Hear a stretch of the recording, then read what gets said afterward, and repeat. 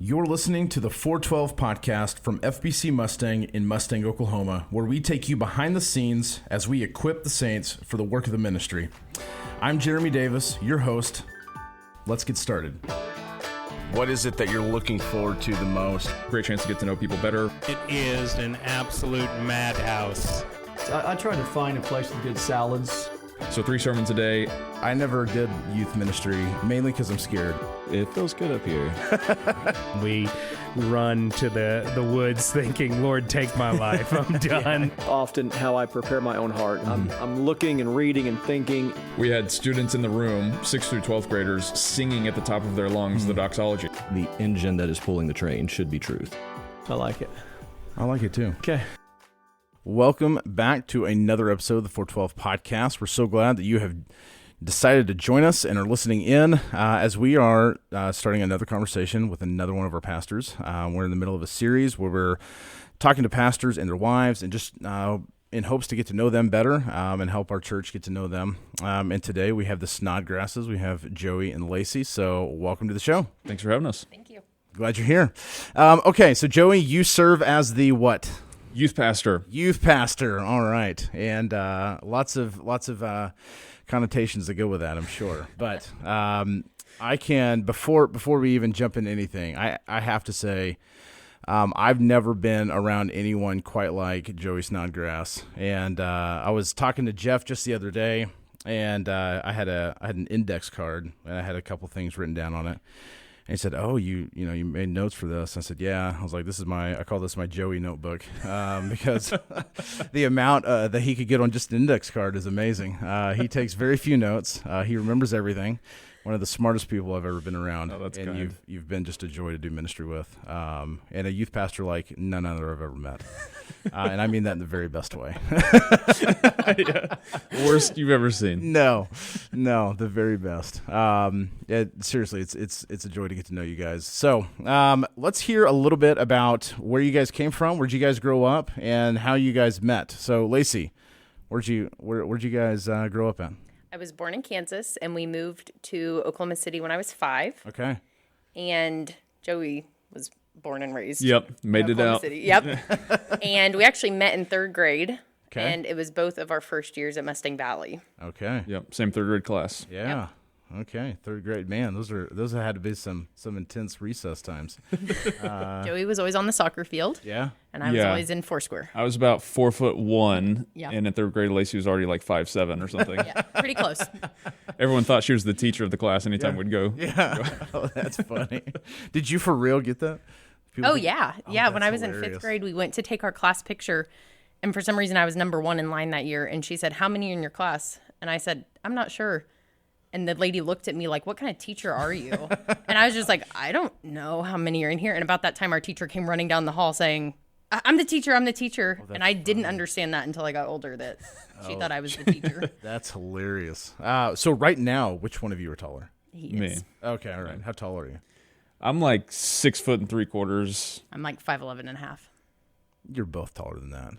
There's no way. I think I'm don't know. shrinking, so Okay. I might be 5'11" I think now. you're both taller than that. How tall are you? My driver's license says 6'3". That's what the military told me. Okay. Okay. So, and I feel like we're the same height. I don't know. Me and Jeremy or Joey?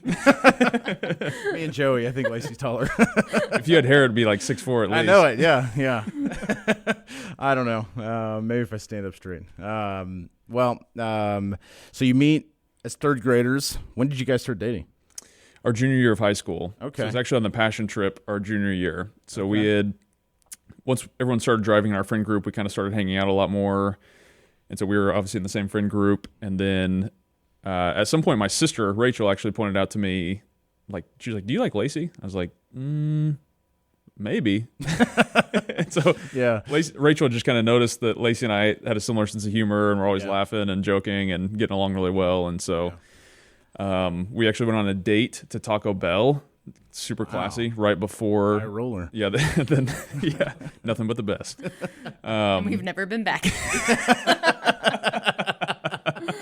Yeah, she corrected that immediately. Yeah, right. The night before the passion trip, and then I asked her out on the passion trip. My family also my sister specifically always wanted me to date Joey. It's like in middle school, we played basketball together. They're like, oh, Joey, you should date him. He's so cute. And I was like, I'm 5'11", and he's like 5'4". Like, this is not going to happen. We were friends, but... Still just weighed like 70 pounds. Yeah. He can't shoot over me. I know. That's fantastic. Okay, so you date. How long did you guys date?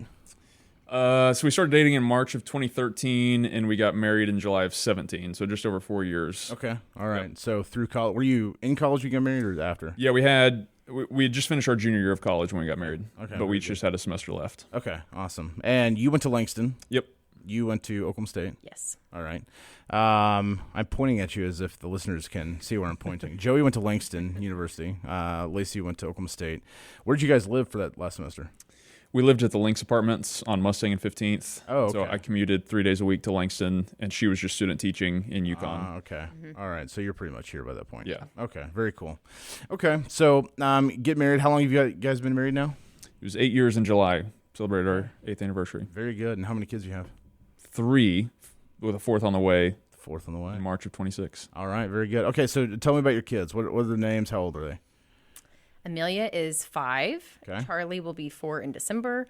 Ryle just turned 2 in October, and then this baby in March. In March, okay. All right. Are we announcing names for the baby yet? Do we know? Ooh, should we do it? It's a baby boy. We're leaning toward Watson right now. Very cool. We don't really have any other... I actually told Jeremy that last night. Yeah. Okay. Yeah, we don't really have another name that is Yeah. contending Nope, with that's it, so... Yeah. It's not official, but that's the only name we have. Okay. I'm proposing Watson Jeremy Snodgrass. Watson Jeremy. Yeah. So sounds sophisticated, I think.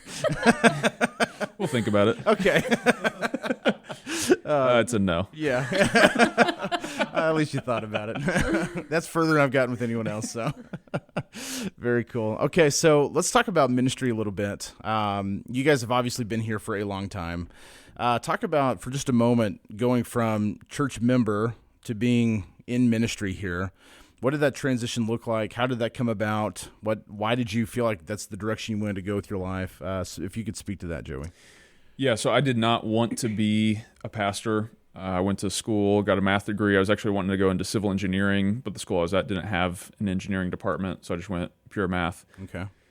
And I kind of went through an apologetics crisis my freshman year and was very convicted because I could say what I believed, but I couldn't back it up from the pages of Scripture. And so I was just like, I need to know the Bible. And so I kind of resolved, I was like, in any situation I'm in, I don't want someone to know the Bible better than me. Like I want to be well studied in that so that I can not win arguments, but just defend what I believe and even know what I believe. Right.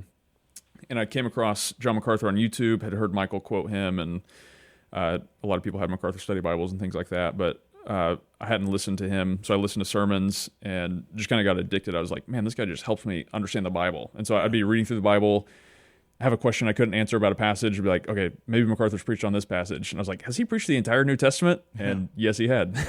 So, and then kind of toward the end of that first semester of my freshman year, I was like, man, he just helps me understand the Bible, and I kind of want to help people in the same way, I think. Yeah. And so I met with Michael, and didn't necessarily know I wanted to go into pastoral ministry. I just thought, if there's any way I can help people read the Bible better, I want to do that. Yeah. And that desire just kind of has continued to grow and hasn't gone away. Yeah. And the transition from just layperson to pastor in the church was a little bit interesting, but, because I'm around all my friends that I've grown up with here and friendships that we've made together as a couple. But it wasn't super awkward or difficult, I don't think. We always talk about what a blessing it is that we already had friendships established before he was a pastor. So people knew him as Joey in youth. Joey is the college student. So then now Joey is their kids' youth pastor. Yeah. And we just love that because we've known families for so long before we were ever in that position. Yeah. That's so unique because most pastors don't get that. Most pastors' families don't get that. Yeah. Yeah. Yeah, I'm thankful I didn't do anything dumb enough to permanently ruin my reputation as a teenager. Yeah, there you go. You didn't like graffiti on like ceiling tiles and not chairs? that anyone knows about. Yeah. My name is on a wall in the upstairs classrooms in the gym, though. Yeah. Okay. Yeah. That wasn't graffiti though. That was a Sunday school project. Oh, okay. So. Sanctioned graffiti. Yeah, sanctioned graffiti. Yeah, I don't know what is up. You don't do sanctioned graffiti, right? No. Yeah, that's good. My youth pastor here also did that, and so you were probably painting over our Yes. names. Yeah, exactly. So strange. How funny. Okay, so talk a little bit about, now I know you're the youth pastor, but let's talk about a little bit broader. What other ministry are you involved in? Yeah, so just being a pastor of the church, we're involved in certain things like just shepherding the church as a whole, as you know. So that looks like praying for 5 families a week through our directory, membership interviews for new members coming in, various things like that. One of the other main things I'm involved in is the Institute, and so I get the opportunity to teach a fair amount in that. So that's a joy to study and prep for, and kind of an outlet for me to dive deep into books and theology for the purpose of teaching those guys and pushing them as far as they can go. So I enjoy doing that. Yeah, excellent. And Lacy, what are some areas that you're involved? Obviously, you're involved in youth ministry, and I know Joey would say that you're a great help and support to him in that, and he could not do what he does without you. But just church in general, what are some areas that you serve? I rotate to the different Sunday school classes. So between middle school and high school week, I'll go to a different girls' class every week, and I'll sub if teachers are out. I used to be a Sunday school teacher, but then with the Jaggers leaving and our schedule flip-flopping, I can't stay permanently in a class. I used to help with women's ministry, took a step back having kids, and now I would say I mostly disciple girls, youth-age girls. I have like about 3 or 4 right now that I disciple on and off throughout the month. Yeah, very cool. So talk about maybe some of your hobbies. What are some things that your family likes to do, things you go and enjoy when you're not here at the church? Basically, from the time Joey gets home till they take baths, they're outside. That's just the best way for everyone to keep their sanity. There you go. I cook dinner. Joey plays outside with the kids. They come in and eat. They go back outside with the kid. He goes back outside with the kids, and then we give them baths. So. Yeah. Cool. Yeah, so we'll occasionally go to a park or go on a walk or something like that. But other than that, we're just kind of playing outside. Yeah, they're content. Trying to survive. Yeah. There you go. Well, and you do a lot of Oklahoma State football games. Yes. And stuff like that. Yep. So. Yeah, so Lacey and I together, we just enjoy, especially after getting the kids to bed, just enjoy watching TV or watching a movie or something like that. We enjoy doing that when we have some extra time. Sometimes when the kids go to bed, we just sit in silence for 30 minutes. Stare at the wall. Yeah, decompress. Oh, that's funny. Okay, so talk about how even as people on staff, how has the church been a blessing for you guys and for your family over the years? Man, just thinking of all the friendships we have with people here that, like we've said, we've known before I was on staff, have just been a blessing. And many of those people are older than us. And so just people we can go to for advice and just handling interpersonal stuff, either in our marriage or with other people in the church, advice for raising kids, because they've got kids that are, some of them are in youth now. And so we can be like, hey, when you had a 4-year-old, how did you handle this? And so that's one that immediately comes to mind, is just encouragement, friendship, camaraderie, advice that's been given from friends we have here. Yeah. Yeah. If you guys were not in ministry and there was something else you were going to be doing, what do you think that would be?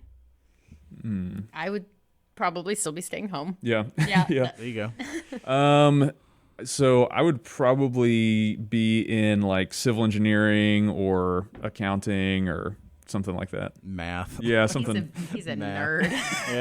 Yeah. Well, for those who listened to the last episode when my wife Chelsea and I were interviewed, I mentioned that I picked my school for my undergrad based on the fact that I could swap out a science for a math credit. So I have no college level math class.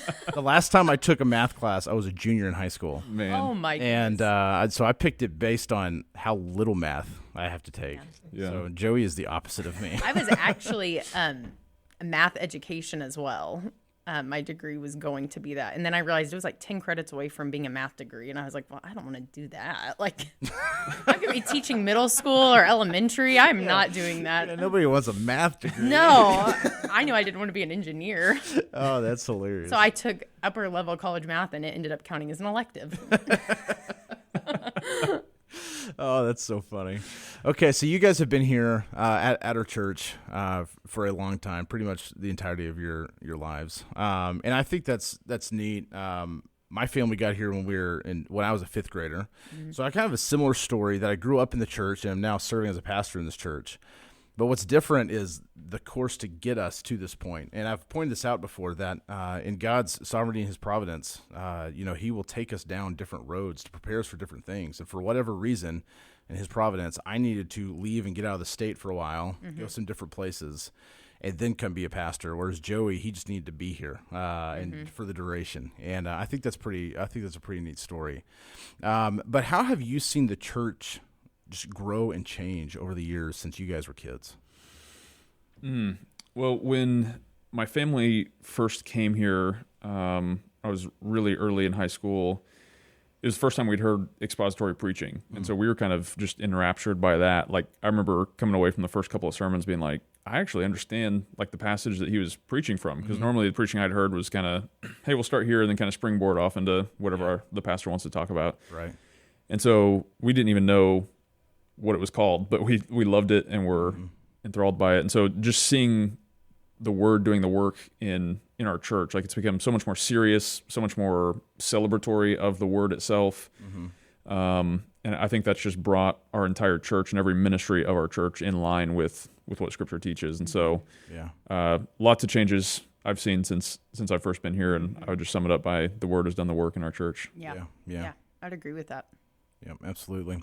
Okay, so last thing, tell us something funny from your early days of marriage. A funny story, funny encounter. One? Yeah, I do. Okay, go for it. So Lacy has very graciously done my laundry for almost our entire marriage. There was a period of time where she was not doing my laundry of about 6 hours. We had been married for a couple of months, living in this tiny apartment. Like, we had to bump into each other just to get by. And one of my dress shirts that she had washed had a few wrinkles in it, and we didn't have an iron. We just had a steamer. And I was like, I think we need to get an iron, which I was an idiot because I wasn't doing any of it. And so I think you need to get an iron. And she was like, I can steam it again. And she did it again. And I was like, it's still got some wrinkles in it. And she was like, fine, you're doing all your laundry. I don't remember it starting like this. And I was like, all right, deal. And then like 6 hours later, I was like, I'm sorry. I don't know how to do laundry. See, my recollection was you came to me complaining that you had no undershirts. And I was like, well, then do it yourself. Maybe it was all the same. Yeah, maybe it's the same day. I don't One know. and the same. It was a bad day. Yeah. A bad 6 hours.